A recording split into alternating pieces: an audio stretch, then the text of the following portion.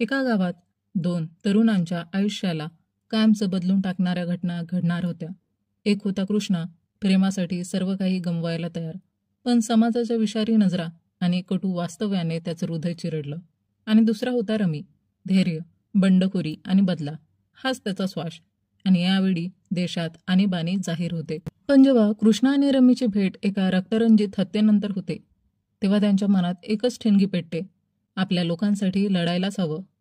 प्रेमभंग, राजकीय कटकारस्थान आणि न्यायासाठी सुरू झालेली संघर्षगाथा ही आहे दोन तरुणांच्या धडाडीची, मैत्रीची आणि अन्यायाला दिलेल्या तडाख्याची कहाणी. नमस्कार मंडळी, चित्रपट व्याख्याती या चॅनलवर तुमचं स्वागत आहे.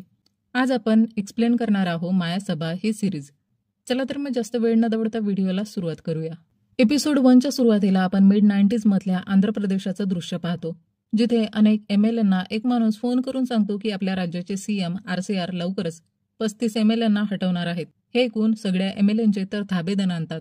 न्यूजमध्ये सांगितलं जातं की CM RCR विरोधात त्यांच्याच पक्षातील MLAंनी आश्रम हॉटेलमध्ये धरणं आंदोलन केलं आहे, कारण त्यांचं म्हणणं आहे की RCR फक्त त्यांची दुसरी बायको सुशीला कुमारी हिचंच ऐकतात. म्हणून ते लोक सुशीला कुमारीला पक्षातून काढून टाकण्याची मागणी करत होते. यानंतर आपण कृष्णा नावाच्या माणसाला पाहतो, जो RCR पक्षाचा सदस्य आहे. तो आपल्या मित्राला रमीला फोन करून विचारतो, यार, अशा परिस्थितीत मला काय करायला पाहिजे? रमी म्हणतो, मी तर तुझ्या विरोधी पक्षात आहे, तर मग तू मला असे प्रश्न का विचारतोयस? त्यावर कृष्णा म्हणतो, नेता होण्यापूर्वी आपण जुने मित्र आहोत. इथून कथा भूतकाळात म्हणजे मिड 70मध्येच जाते. एका गावात कृष्णाचं कुटुंब राहतं, जे शेती करतं. कृष्णा अभ्यासात खूप चांगला असल्याने त्याच्या वडिलांनी त्याला MA पर्यंत शिकवलं होतं. तरीही कृष्णा अजून पुढे शिकू इच्छितो आणि त्याला आपल्या आजूबाजूच्या लोकांचीही काळजी असते. आपण पाहतो की कृष्णा बोलताना बरंच हकलतो, त्यामुळे बरेच लोक त्याची टिंगल करतात. यानंतर दुसऱ्या गावाचं दृश्य येतं, जिथे रमी एका माणसाकडून शेती शिकत असतो. खरं तर रमी डॉक्टर होण्यासाठी शिकत आहे, पण त्याच्याही मनात शेतकरी आणि आपल्या लोकांविषयी विचार असतो. इकडे कृष्णा आपल्या वडील आणि भावासाठी जेवण घेऊन येत असताना रस्त्यात त्याचे मित्र त्याला सांगतात की आज रात्री आपण गावकऱ्यांच्या मनोरंजनासाठी जी नाचणारी रंगम्माला बोलावलं आहे, ती ॲडव्हान्स पैसे मागत आहे. हा विचार करून की इतक्या पटकन पैसे कुठून आणायचे, कृष्णा चिंतेत पडतो. नंतर तो सगळ्यात आधी बाजारात येऊन आपल्या वडिलांना जेवण देतो, जे इथं आपलं पीक विकायला आलेले असतात. त्याचवेळी तो वडिलांना विचारतो की मला PhD पर्यंत शिकायचं आहे. पण कृष्णाचे वडील नकार देतात आणि म्हणतात, आता शांतपणे शेती कर, नाहीतर कमावशील कसं? इतक्यात पीक खरेदी करणारे शेठ येतात आणि खूपच कमी भाव लावतात. हे ऐकून शेतकरी नाराज होतात. एवढ्या तोट्यात शेती कशी करणार? तेव्हा कृष्णाच्या डोक्यात एक कल्पना येते. तो सेठ समोर शेतकऱ्यांना म्हणतो, आपण आपले पिकं दुसऱ्या राज्यातील सेठला का विकू नयेत? ते लोक एका फोनवर इथे येऊन आपलं पीक घेऊन जातील. हे ऐकून इथल्या सेठला टेन्शन येतं. माल निघून गेला तर अडचण होईल, म्हणून तो स्वतः भाव वाढवतो आणि कृष्णाच्या हुशारीमुळे सगळ्यांना चांगले पैसे मिळतात. दरम्यान कृष्णाच्या मित्रांनी सगळ्या शेतकऱ्यांकडून चंदा गोळा करणं सुरू केला, जेणेकरून रात्रीच्या डान्ससाठी रंगम्माला पैसे देता येतील. यानंतर रात्री कार्यक्रम आयोजित केला जातो, ज्याची सगळी तयारी कृष्णा आणि त्याच्या मित्रांनी केली होती. तेवढ्यात तिथे रेड्डी नावाचा जमीनदार येतो आणि सगळे त्याला मध्येच बसवतात, कारण रेड्डीची खूप इज्जत असते आणि तो उच्च जातीचा माणूस असतो. हे पाहून कृष्णाला खूप राग येतो, कारण ही जागा त्याने स्वतःसाठी राखून ठेवली होती. तेव्हाच रंगम्माची मुलगी अनु नाचायला येते, जिला रंगम्माच घेऊन आलेली असते आणि कृष्णा तिला पाहून थक्क होऊन जातो. यानंतर अनु तिथे नाच करते. दरम्यान आपण रमी पाहतो, जो हाच नाच पाहायला आलेला असतो. खरं तर कृष्णा आणि रमीचे गाव जवळजवळच असतात. यानंतर रमी आपल्या बहिणीची मैत्रीण वैष्णवीला इशाऱ्याने बोलावतो आणि तिला बाजूला नेऊन रोमांस करू लागतो. तेव्हा आपल्याला कळतं की वैष्णवी शेजारच्या गावात राहते. रमी वैष्णवीला लग्नासाठी विचारतो आणि वैष्णवीही तयार होते. पण एक टेन्शन होतं, तिचे भाऊ कधीच या लग्नाला मान्यता देणार नव्हते. खरं तर रमीचे वडील इथले फार मोठे गुंड होते, त्यामुळे कोणीही त्या घरात आपली मुलगी देण्यास नकार करत असत. हे सगळं सुरू असतानाच अचानक गोंधळ उडतो. रमी जाऊन पाहतो तर इथल्या जमीनदाराला रमीच्या वडिलांच्या माणसानेच ठार मारलेलं असतं. हे पाहून तो माणूस पडून जातो आणि रमी हे सगळं पाहून थक्क होतो. यानंतर रमी थेट घरी येतो आणि आपल्या वडिलांबद्दल विचारू लागतो. पण ते घरी नसतात. तेव्हाच पोलीस येतात आणि SI शिवा रेड्डीच्या ऐवजी रमीलाच घेऊन जातो, कारण त्याच्या बापानेच हा खून करवला आहे असं ते सांगतात. म्हणून जोपर्यंत शिवा रेड्डी येत नाही तोपर्यंत रमी जेलमध्ये राहणार असतो. पुढच्या सकाळी शिवा रेड्डी आपल्या गुंडासह येतो आणि येताच आपल्या मुलाला सोडून देण्यास सांगतो. तेव्हा कॉन्स्टेबल पाहतो की शिवा रेड्डीनं SIला फारच वाईटरित्या मारला आहे, म्हणून तो गपचूप रमीला सोडून देतो. या अपमानामुळं एसआय खूपच संतापलेला असतो. घरी जाताना शिवारेड्डी रमीला सांगतो, बेटा आपल्या गावात हॉस्पिटल उघडून गावकऱ्यांचा इलाज कर, यामुळे लोक तुझं ऐकतील आणि नंतर तू MLA होशील. पण रमी नकार देतो. मी डॉक्टरचं शिक्षण पूर्ण करून तिथेच काहीतरी करेन, मला इकडे परत यायचं नाही. त्यावर शिवारेड्डी म्हणतो, आपल्या जातीचे लोक सुद्धा आपल्याकडे पाठ फिरून बसले आहेत, कारण माझ्या वडिलांनी आपल्या मुलीचं लग्न एका नीच जातीच्या मुलीशी केलं होतं आणि त्यांनी स्वतः ख्रिश्चन धर्म स्वीकारला होता. म्हणून मला असं वाटतं की आपल्याला पुन्हा रेड्डी समाजात मान मिळावा. यानंतर रमी घरी परततो. तेव्हा वैष्णवी आपल्या भावाशी फोनवर बोलत असते. तो तिला परत घरी बोलवत असतो. हे ऐकून रमी फोनवर सांगतो, तुझ्या बहिणीला मी ट्रेनने पाठवीन. सायंकाळी रमी वैष्णवीसोबत ट्रेनने जात असतो. तेव्हा वैष्णवी रडत म्हणते, आता माझे भाऊ माझं लग्न लवकरच लावून देतील आणि आपलं काहीही होणार नाही. पण रमी ट्रेनमध्येच तिला मंगळसूत्र घालतो आणि म्हणतो, माझं शिक्षण पूर्ण होताच मी तुला घेऊन जाईल. वैष्णवी जेव्हा आपल्या स्टेशनवर उतरते तेव्हा तिचे भाऊ तिच्या गळ्यातलं मंगळसूत्र पाहून थक्क होतात आणि रमी चालता ट्रेनमधून ओरडतो, माझ्या बायकोला कुणीही काही म्हटलं तर ते तुमच्यासाठी चांगलं होणार नाही. इकडे आपण कृष्णाला पाहतो, जो आता PhDचं शिक्षण घेण्यासाठी गावापासून दूर आलेला असतो आणि त्याने वडिलांनी साठवलेले पैसे चोरले असतात. जेव्हा ही गोष्ट कृष्णाच्या वडिलांना कळते तेव्हा त्यांचे धाबे दणाणतात. यानंतर आपण व्यंकट नावाच्या युनियन लीडरला पाहतो, जो कृष्णाच्या जातीचा असतो आणि युनियनच्या जोरावर आपल्या जातीच्या लोकांचा तो फायदा करून देतो. तेव्हाच तिथे विजय नावाचा एक माणूस येतो, जो खालच्या जातीचा असतो आणि काही कारणाने व्यंकटशी वाद घालतो. यावर व्यंकट त्याला थप्पड मारून हकलतो आणि म्हणतो, आपल्या अवकातीत राहा. ही गोष्ट विजयला फार लागते. मग तो आपल्या भावासोबत आणि मित्रांसोबत बसून चर्चा करतो, या व्यंकटचं काय करायचं. तेव्हा तिथे बसलेला गोपी नावाचा मुलगा, जो उच्च जातीचा असला तरी विजयचा भाऊ महेशचा मित्र असतो आणि त्यामुळे त्याच्याकडे अनेक लोकांचा पाठिंबा असतो. तो म्हणतो, भैया मी तुमच्यासोबत आहे, जे करायचं ते करूया. यावर विजय म्हणतो, आता व्यंकटला मारावंच लागेल. आणि इथेच एपिसोड 1 संपतो. एपिसोड 2च्या सुरुवातीला विजय आणि त्याचे साथीदार व्यंकट आणि त्याच्या लोकांना निर्दयपणे ठार मारतात. यानंतर विजय युनियन लीडर बनतो. इकडे आपण कृष्णाला पाहतो, जो PhDच्या अभ्यासासोबत म्हणतो, मला कॉलेजच्या निवडणुकीत उभं राहायचं आहे आणि विद्यार्थी नेता व्हायचा आहे, जेणेकरून राजकारणात प्रवेश करून लोकांचं भलं करता येईल. तेव्हा कृष्णाचे त्याच जातीचे मित्र म्हणतात, भाई आपण इथे कधीच जिंकू शकणार नाही, कारण इथे MLAच्या पुतण्या मागील 3 वेळापासून कॉलेज इलेक्शनमध्ये उभा राहिला आहे आणि प्रत्येक वेळेस तोच जिंकतो. संपूर्ण कॉलेजचे मत त्यालाच मिळतात. पण कृष्णा म्हणतो, तुम्ही माझी साथ द्या, आपण बदल घडवू आणि आपल्या जातीचा फायदा करू. मग त्याचे मित्र तयार होतात. यानंतर कृष्णा एका दुसऱ्या पक्षाच्या माणसाकडे जातो, ज्याच्यासोबत सुमारे 30% लोक असतात आणि ते त्याच्या म्हणण्यानुसार कुणालाही मत देऊ शकतात. कृष्णा त्याला मेस इन्चार्ज बनवण्याचा आमिष दाखवतो आणि तो माणूसही होकार देतो. इकडे आपण दीपक रेड्डीला पाहतो, जो MLAचा पुतण्या आहे. त्याला जेव्हा कळतं की कृष्णा निवडणुकीत उभा राहत आहे तेव्हा तो आणि त्याचे लोक त्याला मारायला येतात. पण कृष्णासोबत खूप मुलं असतात. हे पाहून दीपक धमकी देऊन तिकडून निघून जातो. पुढच्या दिवशी कृष्णा कॉलेजमध्ये भाषण देतो, पण कृष्णाची समस्या अशी असते की तो खूप हकलतो, म्हणून लोक त्याची टिंगल करतात.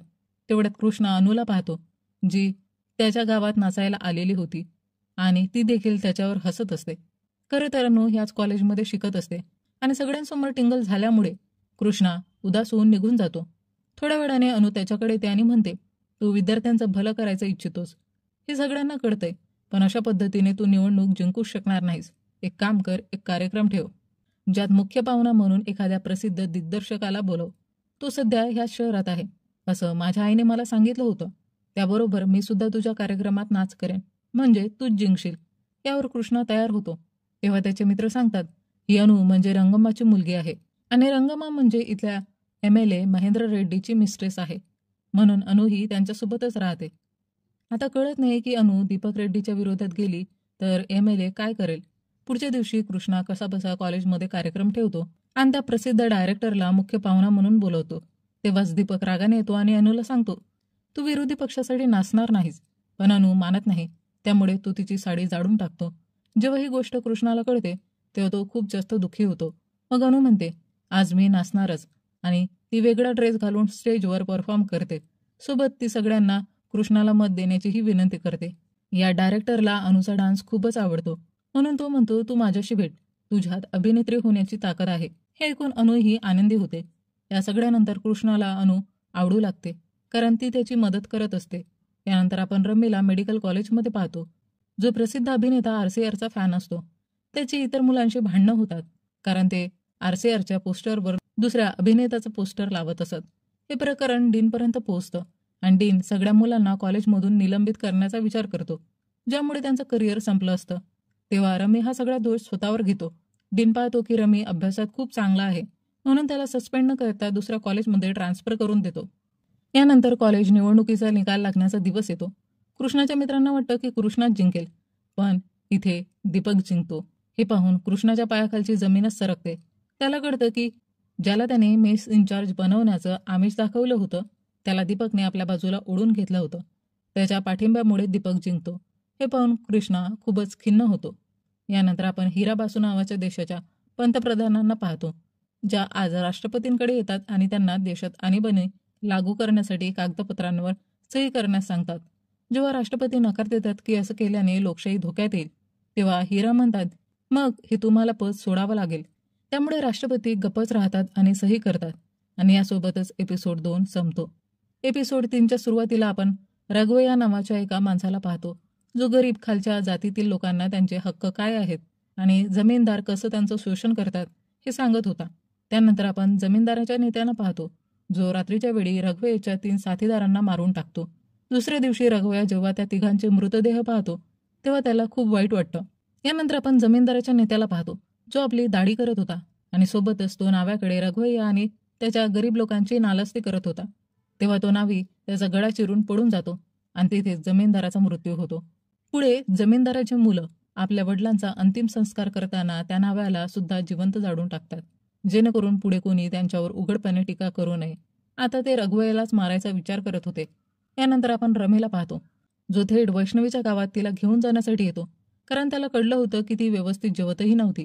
तिथे वैष्णवीचे भाऊ आधी त्याला मारणार होते, पण रमी सांगतो, जर माझे वडील इथे आले तर ते तुमच्यासाठी चांगलं होणार नाही. आणि मग वैष्णवीचा भाऊ थोडा विचार करून त्यांच्या लग्नासाठी तयार होतो. दरम्यान गावात बातमी पसरते की शिवा रेड्डीचा मुलगा या गावात आला आहे. यामुळे शिवा रेड्डीने ज्याला आधी मारायला लावलं होतं, त्याचा मुलगा रमीला मारण्यासाठी रात्री 2 गुंड पाठवतो, पण रमी ते गुंड मारून तिथेच बांधून टाकतो. पुढच्या दिवशी रमी आपली बायको आणि ते दोन्ही गुंड बांधून आपल्या वडिलांकडे जातो आणि सांगतो की त्याने लग्न केलं आहे. हे ऐकून त्याचे वडील आश्चर्यचकित होतात. त्याबरोबरच रमी सांगतो की या दोघांनी मला मारण्याचा प्रयत्न केला. यावर शिवा रेड्डी त्यांचे अर्धे केस कापून त्यांना गाढवावर बसवून त्या माणसाकडे पाठवतो, ज्याने रमीला मारायला पाठवलं होतं. इकडे निवडणूक हरल्यानंतर कृष्ण अजूनही उदास बसलेला असतो आणि आता अनु पण कॉलेजला येत नसते. याच कारणामुळे त्याचा दीपकशी वाद होतो. तेव्हा दीपक त्याला चिडवण्यासाठी सांगतो, अनु तर आजकाल आमच्या MLA मामांसोबत झोपते आणि ती कधीच कॉलेजला येणार नाही. हे ऐकून कृष्ण कॉलेजमध्ये टेलिस्कोप घेतो आणि MLAच्या घराजवळ जाऊन दुरून पाहू लागतो. त्याला अनु आपल्या खोलीत उदास दिसते. तेव्हा कृष्णा इशाऱ्याने तिला सांगतो की मला लिहून सांग. मग अनु लिहून देते की MLA तिच्यासोबत झोपायचं इच्छितो आणि तिची आई देखील त्याला साथ देत आहे. त्यामुळे तिला इथून पळून जायचं आहे आणि ती पुतापती मंदिर हे नाव लिहिते. हे पाहून कृष्णाला वाटतं की कदाचित अनु त्याच्याशी लग्न करायला इच्छित आहे, म्हणून तो लगेचच आपल्या मित्राच्या हातून अनुला प्रश्नपत्रिकेद्वारे संदेश पाठवतो, ज्यात लिहिलेलं असतं की आज रात्री एक चोर तुला घ्यायला येईल आणि मग आपण इकडून दूर निघून जाऊ. यासोबतच कृष्ण आपल्या मित्राला पैसे देऊन त्या मंदिरात लग्नाची तयारी करण्यासाठी पाठवतो. त्यानंतर रात्री कृष्णाने पाठवलेला चोर अनुला त्या घरातून बाहेर काढतो आणि त्याच वेळी तो चोरीसुद्धा करू लागतो. पण इतक्यात तिथे MLA जागा होतो आणि चोराला मारू लागतो. त्याचवेळी कसाबसा कृष्ण अनुला घेऊन मंदिराच्या दिशेने निघतो, ज्यामुळे अनु खूपच आनंदी होते. दुसऱ्या दिवशी मंदिरात कृष्ण अनुला साडी बदलायला देतो. साडी परिधान केल्यावर अनु तिथे शूटिंग करत असलेल्या डायरेक्टरला भेटायला जाते, जो तिला चित्रपट देण्याबद्दल बोलत होता. तेव्हा कृष्ण येऊन अनुला म्हणतो, चल मुहूर्त निघतो आहे. हे ऐकून अनु चकित होते, कसला मुहूर्त? तेव्हाच तिला समजतं की कृष्ण तिच्याशी लग्न करायचं इच्छित आहे. हे पाहून अनु सांगते, मी या मंदिराचं नाव घेतलं होतं कारण मला या डायरेक्टरला भेटायचं होतं आणि मागच्या वेळीच त्याने मला इथेच बोलावलं होतं. ती पुढे सांगते, आज रात्री डायरेक्टर मला एका चित्रपटाची स्टोरी सांगण्यासाठी बोलवत आहे. तू सोबत असशील तर मला भीती वाटणार नाही. हे ऐकून कृष्णा मान्य करतो, कारण तो अनुवर प्रेम करत होता. दरम्यान आपण रमीला पाहतो, जो आपल्या गावात एका ठिकाणी हॉस्पिटल बांधण्याचं काम करत असतो. पण अचानक तिथे एक स्फोट होतो, जो शिवा रेड्डीच्या शत्रूने घडवून आणलेला असतो. हे पाहून रमीला धक्का बसतो आणि शिवा रेड्डीचे साथीदार सूड घेण्यासाठी निघतात. त्या रात्री अनु कृष्णाकडे येऊन सांगते, मला एक चित्रपट मिळाला आहे, पण मला तुला काही सांगायचं आहे. माझ्याशी लग्न केलं तर तुझं आयुष्य उद्ध्वस्त होईल, कारण मी एक नाचणारी मुलगी आहे. अशा वेळी सगळे तुझ्यावर थुंकतील. त्यामुळे आपण वेगळं होणं हेच योग्य आहे. हे ऐकून कृष्णाचं मन तुटतं. खरं तर कृष्णाच्या मित्रांनीही त्याला आधीच सांगितलं होतं की अनु नाचणारी आहे, तिच्यापासून दूर राहा. पण कृष्णा तर तिच्या प्रेमात आंधळा झाला होता. आणि आता अनुचं ऐकल्यानंतर कृष्णाचं मन तुटतं. मग जाण्यापूर्वी कृष्णा अनुला सांगतो, एक दिवस मी तुला नक्कीच गर्दीसमोर भेटेन, असं म्हणून तो तिकडून निघून जातो. आता जेव्हा कृष्णा बसने प्रवास करत असतो तेव्हा उदास मनाने तो रेडिओवर सॅड सॉन्ग वाजवत असतो. त्याच बसमध्ये रमी सुद्धा असतो. गाण्याच्या विषयावरून दोघांचं बोलणं सुरू होतं आणि कृष्णा सांगतो, आज एका मुलीने माझं हृदय तोडलं आहे. तेव्हाच रेडिओवर घोषणा होते की पंतप्रधानांनी देशात इमर्जन्सी लागू केली आहे. हे ऐकून रमी आणि कृष्णा दोघांनाही राग येतो आणि ते सरकारची निंदा करू लागतात. एका अर्थाने त्यांची विचारसरणी एकसारखीच असते. तेव्हाच बसच्या पुढे ते पाहतात की कोणीतरी राघवयाला मारून गेलेला असतो, जो गरिबांसाठी लढत होता. मग ते दोघं मिळून त्याचा मृतदेह घेऊन जातात आणि राघवयाचं संपूर्ण कुटुंब धक्क्यात जातं. हे सगळं पाहून रमी आणि कृष्णा म्हणतात की आपल्याला आपल्या लोकांसाठी काहीतरी करायलाच हवं. आणि इथूनच त्यांच्या मैत्रीची सुरुवात होते आणि यासोबतच एपिसोड 3 संपतो. एपिसोड 4च्या सुरुवातीला आपण राघव भैयांच्या मुलांना पाहतो, जे बोलत असतात की जर पप्पांनी जमीनदाराच्या विरोधात आवाज उठवला नसता तर ते आज जिवंत असते. तेवढ्यात त्यांच्या जवळ एक माणूस जीपने येतो आणि सांगतो की तो त्यांच्या गँगसाठी बंदूक घेऊन आला आहे. त्यामुळे दोघेही त्याला आपल्या गँगच्या लीडरकडे घेऊन जातात. पण मग समजतं की हा तर पोलिसांचा माणूस आहे, जो लाल सलाम गँग संपवायला आला आहे. त्याच्या मागोमाग बाकीचे पोलीस फोर्सही येते आणि गोळीबार सुरू होतो. या सगळ्या लढाईत राघवय्याचा मोठा मुलगा जखमी होतो आणि लहान मुलाला गँगसोबत घेऊन जातात. गँगचा लीडर आता पोलिसांनी पकडून नेला असतो. आता लीडर जेलमध्ये असताना आयरा त्याला भेटायला येते. तेव्हा लीडर PMAलाही धमकी देतो. हे ऐकून आयरा त्याचा ऑक्सिजनच काढून टाकते आणि दम घुटल्याने त्याचा मृत्यू होतो. यानंतर आपण कृष्णाला पाहतो, जो आणीबाणी लागल्यानंतर स्वतःची वेगळीच गँग तयार करून बसलेला असतो. ही गँग आयराच्या पक्षाच्या आदेशानुसार वागत असते. खरं तर आयराने लोकांची नसबंदी करण्याची कल्पना मांडली होती, जेणेकरून देशाची लोकसंख्या वाढू नये आणि विकास व्हावा. त्यामुळे कृष्णा सांगतो की आता आपण सगळ्यांची नसबंदी करू, ज्यामुळे आपल्याला आयराच्या नजरेत स्थान मिळेल. यानंतर आपण पाहतो की आता प्रत्येक राज्यात नसबंदी सुरू झाली आहे. त्यामुळे सगळे पुरुष त्रस्त असतात. ही गोष्ट रमीला अजिबात पटत नव्हती, कारण हॉस्पिटलवाले त्यालाही जबरदस्ती लोकांची नसबंदी करण्यास सांगत होते. दरम्यान आपण आयराचा मुलगा सुदीपला देशातील मोठ्या अधिकाऱ्यांशी बोलताना पाहतो, जिथे एक चीफ जस्टिस नसबंदी विरोधात आवाज उठवतो. तर सुदीप त्याला नोकरीवरूनच काढून टाकतो. त्यावर चीफ जस्टिस सांगतो की तुमचं पतन लवकरच होईल, कारण तुम्ही लोक तानाशहा बनत आहात. आणि इथे कृष्णा पुन्हा काही पुरुषांना पकडून त्यांची नसबंदी करण्यासाठी हॉस्पिटलमध्ये आणतो. तेव्हा त्याला रमी भेटतो. ही गोष्ट पाहून रमी खूपच संतापतो. म्हणून तो कृष्णा आणि त्याच्या साथीदारांना कोल्ड्रिंक पाजून बेशुद्ध करतो आणि मग त्यांचीच नसबंदी करून टाकतो. पुढच्या दिवशी सगळे शुद्धीवर येतात. तेव्हा कृष्ण खूप भडकतो. तो म्हणतो, रमीने हे चांगलं केलं नाही, मी त्याला सोडणार नाही. खरं तर कृष्णाचाच प्लॅन असा होता की तो आधी 10,000 लोकांची नसबंदी करून घेईल आणि मग मीडियासमोर स्वतःची नसबंदी करून घेईल, जेणेकरून आयराचं लक्ष त्याच्याकडे जाईल. पण रमीने सगळा प्लॅन बिघडून टाकला. यानंतर कृष्णाला कळतं की रमी आज वेट लिफ्टिंग स्पर्धेत गेला आहे. तिथे कृष्णा पाहतो की रमी ही स्पर्धा जिंकतो. मग कृष्णा अभिनंदन करण्याच्या बहाण्याने रमीला बाजूला घेतो आणि तिथून त्याला आपल्या लोकांसह किडनॅप करतो. ही गोष्ट शिवा रेड्डीला समजते, जो आपल्या मुलाची स्पर्धा पाहायला आला होता. तेव्हा तो कृष्णाच्या हॉस्टेलमध्ये जाऊन तोडफोड सुरू करतो. दरम्यान कृष्णा आणि त्याचे साथीदार आज रमीला मारणार असतात. तेव्हा रमी सांगतो की हे मी फक्त तुम्हाला धडा शिकवण्यासाठी केलं होतं, कारण तुम्ही लोक जबरदस्ती हे सगळं करत होतात. कृष्णा सांगतो की सरकार जे करतंय ते बरोबर आहे, पण रमी म्हणतो नाही, सरकार फक्त आपलं शोषण करत आहे. हे ऐकून कृष्णाला पण ही गोष्ट पटते. मग रमी सांगतो की मी तुमच्यातल्या कुणाचीही नसबंदी केलेली नाही, फक्त मी पोटावर चिरा मानून दाखवायचो की हो, नसबंदी झाली आहे. हे ऐकून सगळे आनंदी होतात. तेवढ्या शिवा रेड्डीही कृष्णाला मारायला येतो. तेव्हा रमी सांगतो, अरे हा तर माझा मित्र आहे, आम्ही फक्त पार्टी करायला आलो होतो. आणि इथेच एपिसोड 4 संपतो. एपिसोड 5च्या सुरुवातीला आपण विजयला पाहतो, ज्याला कुणीतरी भेटायला बोलवतं आणि संधी मिळताच विजयची हत्या करतो. त्यानंतर आपण विजयचा भाऊ महेशला विजयचा अंतिम संस्कार करताना पाहतो, जो खूपच दुःखी असतो. तेव्हा महेशचा मित्र त्याला युनियनचा लीडर बनवतो. हे पाहून तिथे उभा असलेला गोपीही दुःखी होतो. दरम्यान आपण रमी आणि कृष्णाला पाहतो, जे लोकांची बनावट नसबंदीची सर्टिफिकेट तयार करत असतात, जेणेकरून त्यांना अडचण येऊ नये. पण इथे डीन येऊन रमीला सुनावतो की तू असं कसं केलंस, मी तुला कॉलेजमधून काढून टाकेन. यावर रमी आणि डीनमध्ये वाद होतो. तेव्हाच रेडिओवर बातमी येते की पंतप्रधान मीरा यांनी आणीबाणी उठवली आहे. म्हणजे आता कुणाचीही नसबंदी होणार नाही. हे ऐकून सगळे आनंदी होतात. तसंच आता नव्या पंतप्रधानांसाठी लवकरच निवडणुका जाहीर होतात आणि काही दिवसात आयराच्या पक्षाला विरोधी पक्ष हरवतो आणि दुसऱ्याला पंतप्रधान बनवतो. ही गोष्ट आयराला फार वाईट वाटते.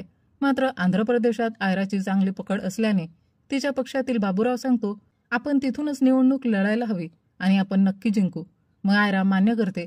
त्यानंतर आपण कृष्णाला पाहतो, जो आता लोकांच्या भल्यासाठी रस्ता बनवत असतो, जेणेकरून गावकऱ्यांना त्रास होऊ नये. तेवढ्यात त्याच्याकडे खासदार रघुराम रेड्डीचा माणूस येतो आणि सांगतो की तुझी चर्चा सगळीकडे चालू आहे, त्यामुळे खासदार तुला स्वतः भेटू इच्छितात. मग कृष्णा रघुराम रेड्डीला भेटायला जातो. रघुराम सांगतात की लवकरच आयरा इथे येणार आहे, त्यामुळे तिच्या स्वागतासाठी एक चांगला कार्यक्रम आयोजित करायचा आहे. ही जबाबदारी ते कृष्णाला देतात. त्याबरोबरच त्याला भाषणही द्यावं लागेल आणि जर सगळं चांगलं झालं तर ते त्याला MLC बनवतील, असं ते सांगतात. हे ऐकून कृष्णा लगेचच होकार देतो आणि आपल्या कामाला लागतो. पण कृष्णाला भाषणाचा प्रॉब्लेम असतो. तो कसा बोलेल हे तो रमीलाच सांगतो. मग रमी त्याला स्पीच प्रॅक्टिसचे काही उपाय सांगतो, जेणेकरून तो हकलणार नाही. काही दिवसातच कृष्णाचं भाषण चांगलं होतं. यानंतर आयरा येण्याचा दिवस येतो, जिथे कृष्णाने खूप छान कार्यक्रम ठेवला असतो. तिथे कृष्णा आयराबद्दल एक सुंदर भाषण देतो. हे ऐकून आयराला खूपच आनंद होतो. जाताना ती कृष्णाची स्तुतीही करते. पण तिथे बाबूराव कृष्णाला म्हणतो, तू तर माझ्या बिरादरीचा आहेस ना, तरी सुद्धा तू माझं एकही पोस्टर लावलं नाहीस. यावर कृष्णा जास्त लक्ष देत नाही, कारण त्याला आता खात्री असते की तो पक्का MLC होणार. पण जेव्हा तो खासदार रघुरामला भेटतो तेव्हा त्याला कळतं की दीपकलाच MLC बनवलं आहे, तेही बाबूरावच्या सांगण्यावरूनच, कारण कृष्णाने बाबूरावचं पोस्टर लावलं नव्हतं. हे पाहून कृष्णाचं मन तुटतं की त्याने इतकी मेहनत केली, पण फळ मात्र दीपकलाच मिळालं. यानंतर आपण कृष्णाला रमीच्या हॉस्पिटलच्या उद्घाटनाच्या वेळी पाहतो, जिथे शिवा रेड्डी जाहीर करतो की माझा मुलगा रमी तुमचा उपचार करेल आणि लवकरच त्याला MLA बनवण्यासाठी मदत करा. हे ऐकून रमी दचकलाच, कारण त्याला MLA व्हायचं नव्हतं. तिथेच तो MLA येतो, ज्याच्या अंतर्गत शिवा रेड्डी काम करत होता आणि तो येऊन शिवा रेड्डीची बदनामी करतो. हा तर फक्त एक गुंडा आहे, याचं काहीही ऐकू नका. हे ऐकून रमीला खूप वाईट वाटतं. तेवढ्यात तिथे अनु येते, जी आता हिरोईन बनलेली असते, जिला रमीच्या वडिलांनीच हॉस्पिटलच्या उद्घाटनासाठी बोलावलं होतं. हे पाहून कृष्णा दुःखी होतो. नंतर रात्री जेव्हा कृष्णा आणि रमी एकत्र बसलेले असतात तेव्हा रमीला कळतं की जिच्यामुळे कृष्णाचं हृदय तुटलं होतं ती अनु होती. मग तो त्याला समजावतो. तेवढ्यात ते दोघं न्यूज पाहतात, ज्यात कळतं की एका ठिकाणी वादळामुळे अनेक घरं उद्ध्वस्त झाली आणि लोकांचा जीव गेला. हे पाहून कृष्णा म्हणतो, सरकार या लोकांसाठी काही करणार नाही का? आपल्यालाच काहीतरी करावं लागेल. मग कृष्णा रमीच्या वडिलांच्या ट्रकने गावोगाव जाऊन लोकांकडून सामान गोळा करायला लागतो, जेणेकरून ज्यांची घरं उद्ध्वस्त झाली आहेत त्यांना मदत करता येईल. ते खूप सारा सामान गोळा करून थेट बाबूरावकडे जातात, जो इथला विकास मंत्री असतो, आणि त्याला हे सामान गरजूंपर्यंत पोहोचवण्यास सांगतात. पण जसेच कृष्णा आणि रमी तिकडून निघतात ते बघतात की बाबूराव तर ट्रकवर स्वतःचा फोटो लावून माल पाठवत आहे, जेणेकरून आपलं नाव प्रसिद्ध करू शकेल.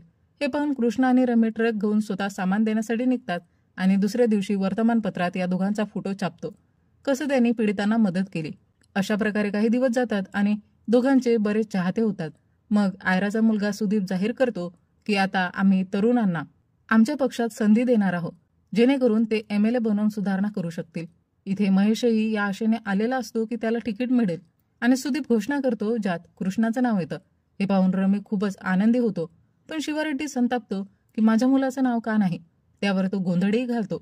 त्यावर शिवा रेड्डीच्या भागातील MLA त्याची बेइज्जती करतो. तुझी अवकातच नाही MLAची निवडणूक लढवायची. हे ऐकून शिवा रेड्डी रागात कृष्णाला खूप बोल लावतो की या मुलाने माझ्या मुलाचा फायदा घेतला आणि स्वतःचं तिकीट मिळवून घेतलं. हे ऐकून कृष्णाला खूप वाईट वाटतं. आता रमीने ठरवलं होतं की तो आपल्या भागातील MLAची बोलती बंद करणार. इथेच एपिसोड 5 संपतो. एपिसोड 6च्या सुरुवातीला आपण महेशला पाहतो, ज्याला तिकीट मिळालं नव्हतं तरी सुद्धा तो युनियन लीडर असल्यामुळे एका सेटकडे कामगारांचा पगार वाढवण्याची मागणी करतो. महेश निघून गेल्यावर तो सेट महेशचा माणूस गोपी याला भडकवायला लागतो. तुझी जात तर महेशपेक्षा वरची आहे, तरी सुद्धा तू त्याच्या खाली का काम करतोस? मी तुला पैसे देतो, तू स्वतःची स्टोरी तयार कर. अशा प्रकारे सेट गोपी आणि त्याच्या साथीदाराला भडकावतो. यानंतर आपण एका मोठ्या उद्योगपती शिवाजीला पाहतो, ज्याला भेटायला बाबूराव आला होता. तेव्हा शिवाजी त्याला 2 चेक देतो आणि म्हणतो, एक चेक तू ठेव आणि एक कृष्णापर्यंत पोहोचव, कारण तो मला असा नेता वाटतो आहे जो लोकांमध्ये चांगली पकड ठेवतो. पण बाबूराव म्हणतो की कृष्णा कधीच निवडणूक जिंकू शकणार नाही, त्यामुळे हे दोन्ही चेक मीच ठेवतो. आपण समजतो की शिवाजी आयराच्या सरकारावर नाराज आहे, त्यामुळे तो आयराला टक्कर देणाऱ्या नेत्यावर पैसा लावायला तयार आहे. दरम्यान आपण कृष्णाला पाहतो, ज्याला आता निवडणुकीत जिंकायचं असतं, पण प्रचारासाठी त्याच्याकडे पुरेसे पैसे नसतात. तेव्हा हे लोक कसंबसं पैशांची जुळवाजुळव करतात. कृष्णा सायकलच्या रेसमध्ये भाग घेऊन जिंकतो, पण ते लोक त्याला खालच्या जातीचा असल्यामुळे मुद्दामहून डिस्क्वालिफाय करतात आणि हे पाहून कृष्णा खूप रागवतो. पण जे लोक हे रेस जिंकले होते ते आपले पैसे आणून कृष्णाला देतात आणि सांगतात, तुम्ही फक्त MLA व्हा आणि आमचं भलं करा. हे पाहून कृष्णाला खूप आनंद होतो. त्याचवेळी आपण रमीला पाहतो, जो अपक्ष निवडणुकीत उभा राहिलेला असतो. तेव्हा तिथे MLAचे लोक उद्धटपणा करतात आणि तिथे भांडण सुरू होतं. मग तिथला SI येऊन शिवा रेड्डीला पकडतो आणि म्हणतो, तूच हे भांडण सुरू केलं असशील. आधी तर हा MLA तुला वाचवायचा, पण आता तू त्याला शत्रू बनवला आहेस. आता मी तुला सोडणार नाही. दरम्यान रमी एका माणसाला पकडतो, जो सांगतो, मला तर SIनेच दंगा सुरू करायला सांगितला होता. रमी त्या माणसाला थेट पोलीस स्टेशनमध्ये आणतो आणि म्हणतो, माझ्या पप्पांना सोडून द्या. पण SI तर त्या माणसालाच गोळी मारतो आणि म्हणतो, पुरावा कुठे आहे. हे पाहून रमी शांतपणे निघून जातो. दरम्यान कृष्णाच्या भागातील MLA अपक्ष उमेदवार म्हणून उभा राहिला होता आणि त्याने अनुला आपल्या प्रमोशनसाठी बोलावलं होतं. तिथं अनु त्या MLAचं खूप कौतुक करते, पण हा तोच MLA होता जो अनुसोबत झोपायचं इच्छित होता. हे सगळं पाहून कृष्णाला खूप राग येतो की अनु पैशांच्या लोभात किती खाली गेली आहे. मग कृष्णाकडे रमीचा माणूस पैसे घेऊन येतो आणि म्हणतो, हे भैयाने निवडणुकीसाठी दिले आहेत. पण कृष्णा सरळ नकार देतो, कारण तो शिवा रेड्डीच्या बोलण्यामुळे दुखावला होता आणि त्याला आता स्वतःच्या जोरावर ही निवडणूक लढायची होती. जेव्हा रमीला कळतं की कृष्णाने पैसे घेतले नाही, तेव्हा त्याला समजतं की त्याने असं का केलं. त्यानंतर सर्वत्र निवडणुकीचा प्रचार सुरू होतो. कृष्णाकडे जास्त पैसे नसल्यामुळे त्याचे साथीदार सायकलवर जाऊन प्रचार करतात. रमीही लोकांना आपल्या बाजूला वळवू लागतो. मग निवडणुकीचा दिवस येतो आणि हे लोक SIला धमकावून शिवा रेड्डीला जेलमधून सोडवून घेतात. मतदानानंतर निकालाच्या वेळी कृष्णा आणि रमी दोघेही चिंतेत असतात की आता काय होईल. पण थोड्याच वेळात बातमी येते की कृष्णा आणि रमी दोघंही आपापल्या भागाचे MLA झाले आहेत आणि हे ऐकून सगळे आनंदी होतात आणि दुसऱ्याच दिवशी ते लोक दिल्लीला निघतात आणि इथेच एपिसोड 6 संपतो. एपिसोड 7च्या सुरुवातीला आपण पाहतो की जमीनदार रघुवयाचा बदला त्याच्या मुलांवर काढण्यासाठी त्यांना वारंवार खोट्या केसमध्ये अडकवतात. खरं तर लहान मुलगा लाल सलाम गँगमध्ये सामील झाला होता, तर मोठा मुलगा शेती करत होता, त्यामुळे पोलीस त्यालाच पकडून छळायला लागतात. मग आपण पाहतो की आयराचा पक्ष आंध्र प्रदेशात जिंकतो आणि ते जग्गा रेड्डीला मुख्यमंत्री बनवतात. बाबूरावला सिंचन मंत्री केलं जातं, पण त्याला तर मुख्यमंत्री व्हायचं होतं, त्यामुळे तो नाराज असतो. यानंतर आपण विधानसभेचं दृश्य पाहतो, जिथे कृष्णा आणि रमी बसलेले असतात आणि बोलत असतात की आपण तर विचार केला होता की MLA बनून लोकांचं भलं करू, पण आपण तर फक्त यांची बडबडच ऐकत आहोत. त्यांच्यासोबत अजून एक MLA बसलेला असतो, कुमार. तो म्हणतो, मी तर फक्त इथे टाइमपास करायला येतो.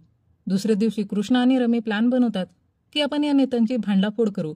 मग पुढच्या दिवशी ते दोघं गेल्या वर्षीच्या 200 कोटींच्या घोटाळ्याचा मुद्दा उपस्थित करतात, ज्यात बाबूरावसोबत जग्गा रेड्डीचाही हात असतो. त्यामुळे तिथे भांडण होतं. मग कृष्णा म्हणतो की आपल्याला दुसरा मुख्यमंत्री हवा आहे. हे ऐकून कुमार थेट उपोषणाला बसतो की आम्हाला दुसऱ्या बिरादरीचा मुख्यमंत्री हवा आहे. त्यामुळे आयराचं सरकार पुन्हा धोक्यात येतं. मग आयरा दुसऱ्या पक्षाच्या एका खासदाराशी बोलते आणि त्याला कसं तरी आपल्या जाळ्यात अडकवून पंतप्रधान बनण्याची ऑफर देते. अट अशी असते की त्याने आपल्या पक्षाचा पाठिंबा सोडावा. तो माणूस तयार होतो. दरम्यान सुदीप, बाबूराव आणि जग्गा रेड्डी सांगतो की लवकरच पुन्हा खासदारकीच्या निवडणुकी होणार आहेत, त्यामुळे आपल्याला सगळ्या जागा जिंकायच्या आहेत. जर आपण जिंकलो तर मुख्यमंत्री बनवलं जाईल. एका अर्थाने सुदीपही खेळ खेळत होता. त्यानंतर आपण पाहतो की आयराच्या सांगण्यावरून विरोधी पक्षाचा माणूस पुन्हा निवडणुका घेण्याची मागणी करतो आणि आयराही त्याला मान्यता देते. पण आयराने त्याला धोका दिला होता, कारण ती त्याला पंतप्रधान बनवणार नव्हती. हे कळताच त्या पक्षाच्या माणसाची अवस्था खूपच खराब होते. यानंतर पुन्हा खासदार निवडणुकीची घोषणा होते. दरम्यान कृष्णा आणि रमीने जग्गा आणि बाबूरावला आपल्या जाळ्यात ओढून घेतलं होतं, जेणेकरून त्यापैकी कोणीही जिंकलं तर हे दोघे मिळून आपल्या भागाचा विकास करू शकतील. मग निवडणुकीचा निकाल लागल्यानंतर सुदीप जग्गाला धोका देतो आणि म्हणतो की तू मुख्यमंत्री होऊ शकणार नाही. मग तो थेट बाबूरावला फोन करून सांगतो की आम्ही तुला आंध्र प्रदेशचा मुख्यमंत्री बनवत आहोत. हे ऐकून बाबूराव आनंदित होतो. दुसरीकडे जग्गा आपली बोलणी करण्याकरता आयराकडे येतो आणि जेव्हा ही गोष्ट सुदीपला कळते तेव्हा तो जग्गाला तिकडून हकलून देतो. तेव्हा आयरा रागाने सुदीपला सुनावते की तू एवढ्या जुन्या नेत्याशी अशा पद्धतीने का बोललास. पण सुदीप म्हणतो की पुढे मीच पंतप्रधान होणार आहे, बघ मी आणखी काय काय करतो. हे पाहून आयरा चकित होते. दुसऱ्या दिवशी बाबूराव सुदीपला भेटायला निघालेला असतो, पण त्याला बातमी मिळते की सुदीप कार अपघातात मरण पावला आहे. हे ऐकून बाबूराव हादरून जातो आणि सुदीपच्या अंतिम संस्कारात खूप रडतो. यानंतर आपण पाहतो की आयराने आज कुमारला बोलवलं आहे आणि त्याला म्हणते की आम्ही तुला मुख्यमंत्री बनवू. हे ऐकून कुमार आयराच्या पायांवर पडतो. मात्र कुमार इथे दारू पिऊन आलेला असतो.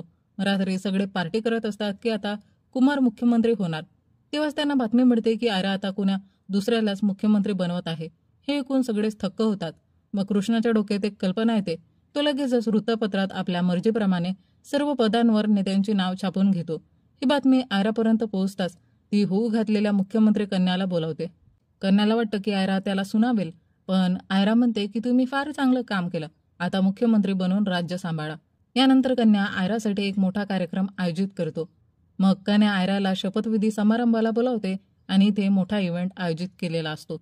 कन्याने अभिनेता RCRलाही बोलावलं असतं. मग तिथे आयरा मोठ्या स्टाईलने येते आणि RCRकडे लक्षही देत नाही. ही गोष्ट RCRला खूप वाईट वाटते आणि तो लगेचच उठून निघून जातो.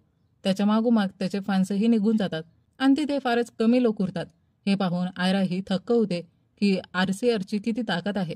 आणि इथेच एपिसोड 7 संपतो. एपिसोड 8च्या सुरुवातीला रमी आपली पोस्ट सांभाळतो. तिथे आल्यावर त्याला कळतं की लाल सलामवाले दहशत माजवत आहे, म्हणून तो त्यांच्यावर कारवाई करण्यास सांगतो. त्यानंतर पोलीस येऊन रघुया याच्या मोठ्या मुलाला जोरात मारतात, जो अजून तुरुंगात होता. जेव्हा ही गोष्ट रघुया याच्या धाकट्या मुलाला कळते तेव्हा तो वकिलाला पाठवतो की माझ्या भावाला सोडून आण. तेव्हाच पोलीस तिथे येऊन सगळ्यांना मारून टाकतात.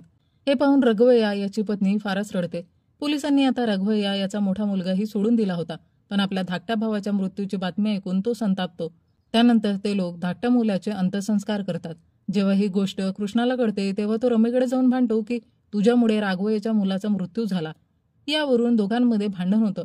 मग हे दोघं कन्याला फोन करून आपल्या भागाच्या विकासासाठी निधी मागतात. तेव्हा कन्या सांगतो की आधी आपण म्युनिसिपल निवडणूक जिंकू, मग तुम्हाला निधी मिळेल. हे ऐकून रमी आणि कृष्णा पुन्हा एकत्र येतात. यानंतर आज त्यांनी RCRसाठी एक कार्यक्रम ठेवलेला असतो, जिथे अनु पण येते. तिथे कृष्णा खूप छान भाषण देतो आणि RCRला ते आवडतं, म्हणून RCR कृष्णाला आपल्या घरी जेवायला बोलावतो. जाताना अनु म्हणते की तू जे सांगितलं होतंस ते करून दाखवलंस. आज तुझ्यासमोर संपूर्ण गर्दी आहे. पण कृष्णा तिच्या बोलण्याकडे दुर्लक्ष करतो. यानंतर कृष्णा रमीसोबत RCRच्या घरी जेवायला येतो आणि सगळे मजा मस्करी करतात.